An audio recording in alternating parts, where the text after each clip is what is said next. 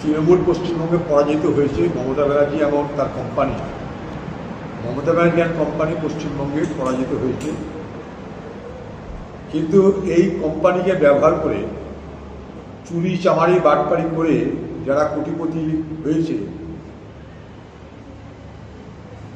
তারা এখন আতঙ্কে ভবিষ্যতে তাদের নিজেদের আর্থিক সুরক্ষা এবং রাজনৈতিক সুরক্ষা যাতে নিশ্চিত থাকে তার জন্যে তারা কিন্তু অন্য জায়গায় লাইন লাগানোর ব্যবস্থা করছে। এগুলো তারই পটভূমি তৈরি হচ্ছে। যে মমতাকে ভাঙিয়ে তারা কোটিপতি হয়ে গেল, আজকে সেই মমতা রাতারাতি দলের জন্য যোগ্য না এ কথা বলার মধ্য দিয়ে দাবিদাররা প্রকৃত অর্থে তাদের নিজেদের যে আসল চেহারা সেটা কিন্তু দেখিয়ে দিচ্ছে। আমরা অনেক আগেই বলেছিলাম যে মমতা ব্যানার্জি এবং তার দল চোর চোরটা বাটপাট ছাড়া আর কাউকে প্রশ্রয় দেয়নি। আজকে সেটা প্রমাণ হচ্ছে। কিন্তু যারা এখন নীতি আদর্শের কথা বলে অনেক বড় বড় ভাষণ দিচ্ছে প্রতিদিন, তারা তো সব জেনে শুনেই তৃণমূল দল করেছিল। তারা কি তৃণমূল দল হেরে যাওয়ার পর আবিষ্কার করলো যে তৃণমূল দলে অন্যায় ছিল, তৃণমূল দলে ঔদ্ধত্য ছিল, দুর্নীতি ছিল? তৃণমূল হেরে যাওয়ার পর তারা আবিষ্কার করলো না তৃণমূল যখন ক্ষমতায় ছিল তখনই তারা জানতো? প্রশ্নটা এই জায়গাটাই। আজকে হঠাৎ করে সব স্বামী বিবেকানন্দ হয়ে যাচ্ছে, টিভির সামনে সে বাধা দিতে আরম্ভ করছে যে মমতা ব্যানার্জি সব কিছু খারাপ তাই চলে যাচ্ছে। তাহলে এর আগে ভোটে হারার আগের দিন পর্যন্ত এ বাধাটা ছিল না তাদের? এগুলো সব হচ্ছে এরকম মানে কপট, এগুলো সব হচ্ছে ভণ্ড মাল, পচা মাল। এগুলোর বাজারে কোনো দাম নাই। এগুলো সেই মমতা ব্যানার্জি সেই তৃণমূল ভাঙিয়ে খেয়েছে, পড়েছে, বড় হয়েছে। এখন বাজার খারাপ দিদি সব পালাও, এই তো লাইন। এবং বার্তা দিচ্ছে কোথায়? যারা আজকে ক্ষমতায় তাদেরকে যে বার্তা দিচ্ছে যে দেখুন আমরা কিন্তু মমতা ব্যানার্জিকে ছেড়ে দিচ্ছি, আপনারা আমাদের দেখবেন, এই তো আসল কথা। মমতাকে ছাড়ছি, দয়া করে দেখবেন, এই বার্তাটা দেওয়ার ব্যবস্থা করছে সংবাদ মাধ্যমের সামনে। সবাই জানতো, যারা বলছে সে কটা সেগুলোকেই জেলে ভরা আগে উচিত। সব কটা চোর, যারা বলছে তারাও চোর, যাদের বিরুদ্ধে বলছে তারাও চোর। চোরের কাণ্ড লণ্ডভণ্ড হচ্ছে। হঠাৎ করে সবাই সাধু হওয়ার চেষ্টা করছে। তা দিদিকে বলবো, দিদি আপনি একটা অনেক কবিতা লেখেন তো, সেই কবিতার মধ্যে একটা লাইন লিখতে পারেন, তুমি মহারাজ সাধু হলে আজ আমি আজ চোর বটে। সবাই এখন সাধু হয়ে গেল, দিদি খালি পড়ে থাকবে চোর হয়ে, আর খোকাবাবু পড়ে থাকবে চোর হয়ে। দিদি আক্ষেপ করে লিখতে পারেন এটা, তোমরা সব মহারাজ হয়ে গেলে, সাধু হয়ে গেলে, আর আমি চোর হয়ে গেলাম। দিদি হাজরার মোড়ে নিশ্চয়ই একটা গান আপনি গাইতে পারেন। ডিপোর্ট তো হবে বাংলাদেশে পাঠানোটা নিয়ে না, সরকার বলতে হবে কত ডিপোর্ট করছে, কত ডিলিট করছে, কত ডিলিট করছে।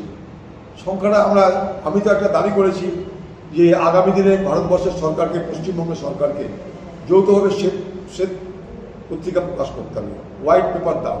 আমরা জানতে চাই, কারণ বাংলাদেশি বাংলাদেশি বাংলাদেশি, অনুপ্রবেশকারী অনুপ্রবেশকারী অনুপ্রবেশকারী, এই কথা শুনতে শুনতে আমরা সবাই জেনে গেছি। কিন্তু প্রকৃত তথ্যটা কি আছে আমাদের জানা নাই।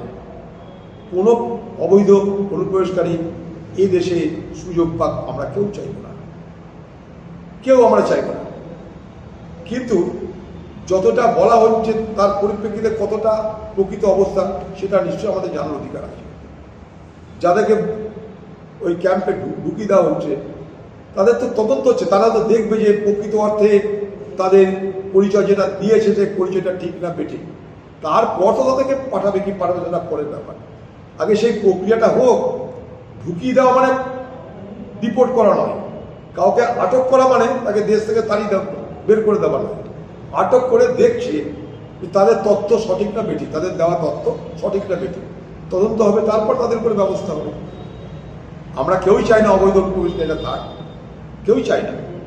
কিন্তু যেভাবে বলা হচ্ছে যে পশ্চিমবঙ্গের সমস্যা, ভারতবর্ষের সমস্যা শুধুমাত্র এই বাংলাদেশি বা অন্য দেশ থেকে আসা লোকেদের জন্য, এইটা আমরা ঠিক মানতে রাজি না। ভারতবর্ষে 144 কোটি জনসংখ্যা, মনে করলাম বাংলাদেশ থেকে হয়তো এসছে 50 লাখ, 1 লাখ, 1 কোটি, 2 কোটি, তারা গোটা ভারতবর্ষের অর্থনীতিকে কি শেষ করে দিল? না প্রকৃতত আমাদের অর্থনীতি দুর্বল হচ্ছে? তারা কি আমাদের পেট্রোল ডিজেলের দাম বাড়িয়ে দিচ্ছে? তারা কি আমাদের রান্নার গ্যাসের দাম বাড়িয়ে দিচ্ছে? কোনটা? তো বৃহৎ পরিপ্রেক্ষিতে ব্যাপারটা দেখা দরকার।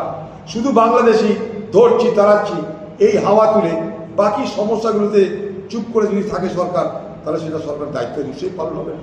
তখন কিন্তু আমরা প্রতিবাদে নামবো। আমি তো কালকে কথা বলেছি যে ভোট যখন তখন গাজর দেখানো হয়, ভোটের সময় গাজর দেখানো হলো অন্নপূর্ণা, তারপরে এমন সব প্রতিশ্রুতি দেওয়া হলো যেন আমরা আগামী দিনে এই পশ্চিমবঙ্গবাসীরা সব স্বর্গে বাস করব, আরাম ছাড়া আর কিছু থাকবে না আমাদের জীবনে, আনন্দ ছাড়া কিছু থাকবে না, সুখ শান্তি ছাড়া কিছু থাকবে না। দেখুন ভোট হয়ে গেছে, গল্প শেষ। এর আগে আমরা এই কথাই বলি, ভোটের সময় কে কি বলছে সেটা না দেখে আপনারা আসলটা দেখুন। মানুষকে এটাই বলবার চেষ্টা করি, মানুষকে আমরা এটাই বলবার চেষ্টা করেছি, নিজেদের চোখ দিয়ে জগৎ দেখুন, কান দিয়ে জগৎ দেখবেন না। এই টিএমসি, এই বিজেপি আপনাদের কান দিয়ে জগৎ দেখিয়েছে। এতে সবাই শুরু, দাঁড়ান, এখন অনেক কিছু দেখতে হবে, আপনাদের অপেক্ষা করুন।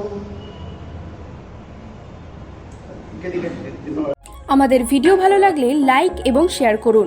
কমেন্ট সেকশনে গিয়ে জানান আপনাদের মতামত। আরও ভিডিও পেতে আমাদের চ্যানেল সাবস্ক্রাইব করুন এবং প্রতি মুহূর্তে খবরের আপডেট পেতে প্রেস করুন বেল আইকন।